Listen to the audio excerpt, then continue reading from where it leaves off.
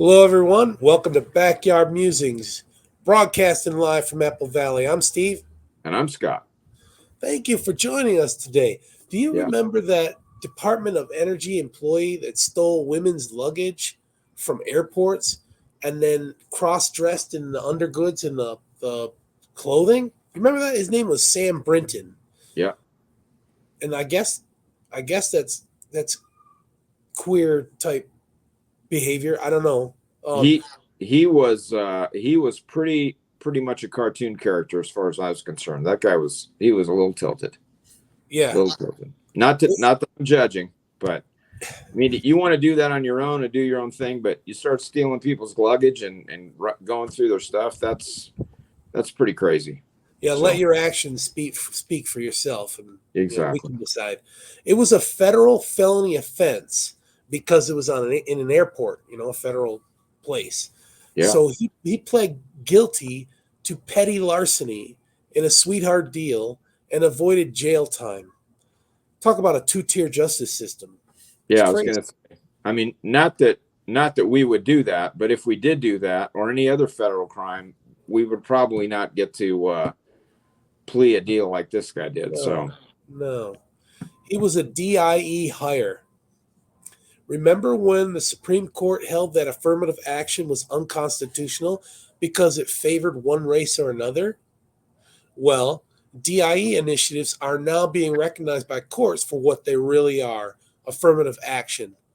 yeah, Dems do not want LGBTQ plus alphabet to be discriminated against, and they want them to be favored.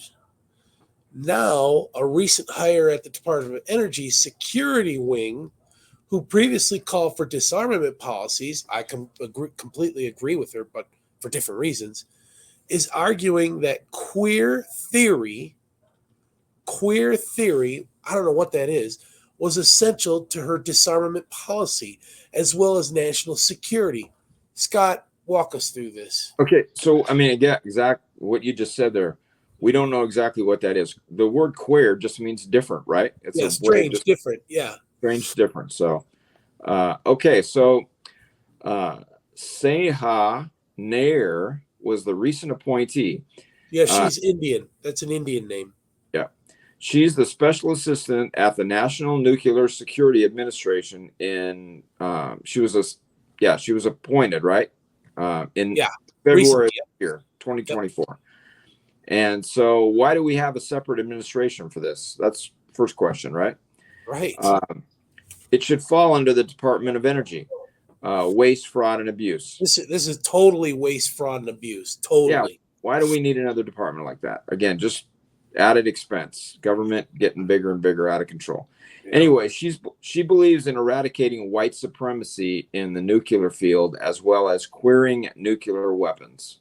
Again, What we're is that? we're used to that word. So How do you queer nuclear weapons? Make them yeah, strange? yeah. This whole thing is just odd. So all part of a DIE initiative push for deterring threats to nuclear energy facilities. Again, I don't get that, but What can threaten? How can queer theory solve threats to nuclear energy facilities? I don't know. Well, yeah, let's yeah. go on. Again, let's put Sam Brinton back in charge of security for those facilities, and we'll all sleep well tonight. So, do we really want people hired at nuclear facilities for their color and orientation or based on merits? Obviously, we've talked about that, right? Yeah, it's a nuclear plant, man. Yeah, this is serious stuff. It's a nuclear plant. Okay, so she wrote last year that finally, here you go again, queer theory informs the struggle for nuclear justice and disarmament. Struggle. Okay. Yeah. Queer theory helps to shift the perception of nuclear weapons as instruments for security by telling the hidden stories of displacement, illness, and trauma caused by their production and testing. I don't know. That was a lot of words in there, man. Yeah, I don't think this lady needs to be anywhere around any kind of nuclear stuff at all. So. Oh my gosh, man, that quote had a lot of words. So Nair argues that DEI more broadly is essential for creating effective nuclear policy. I say that's definitely wrong, but Gotta take her word at it. I don't know. I mean, it I get. sounds weird, man. She uses the word queer a lot. Yeah, So, yeah, a lot of times. Yeah. How the heck does queer theory inform us on the hidden stories of displacement, illness, and trauma caused by the production and testing of nuclear weapons? She never explains how. She just prattles on. Nair believes that without a DIE agenda, the workforce of a nuclear security facility is at risk for becoming insider threats. Nair said in an article from April 2023. By understanding DIE as a set of values critical to security and therefore as an element of an effective nuclear security culture, stakeholders can explore how DIE can contribute to stronger security at national nuclear facilities. Give me a second here. That's funny, man. That quote was funny. She never tells us how. Collectively, these principles of DIE can work to mitigate counterproductive work behavior in a nuclear facility and prevent disgruntled employees from becoming insider threats, she claimed. Oh my gosh. Nair explicitly says that bolstering DIE is a national security matter. Quote, DIE principles and advancement must be considered crucial assets for strengthening nuclear security implementation, Nair added.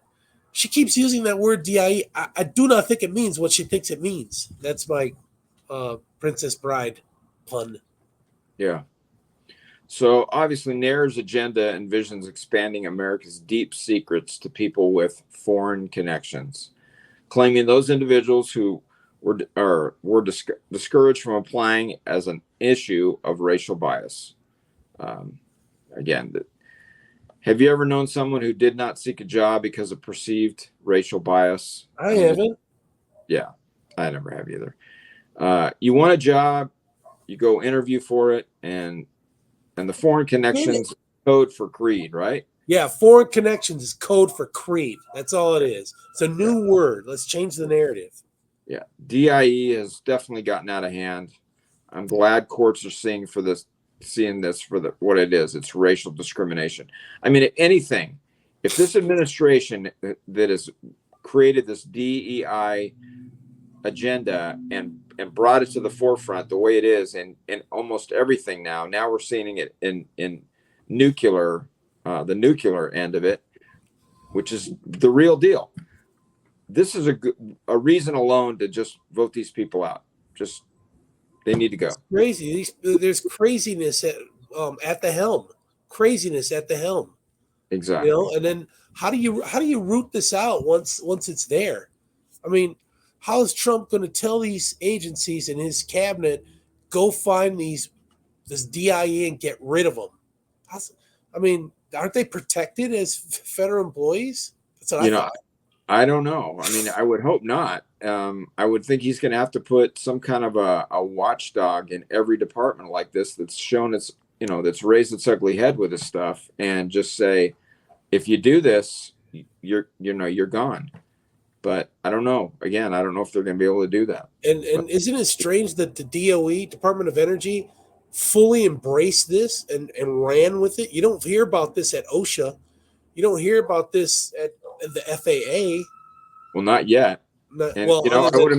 I would imagine it's just these people that have been put in place, kind of like the FBI, right?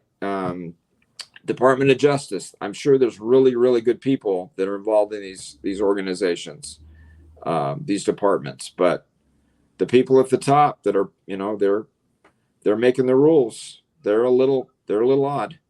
To use her word, they're a little queer. Yeah. Anyway. All right, folks. Thanks for joining us.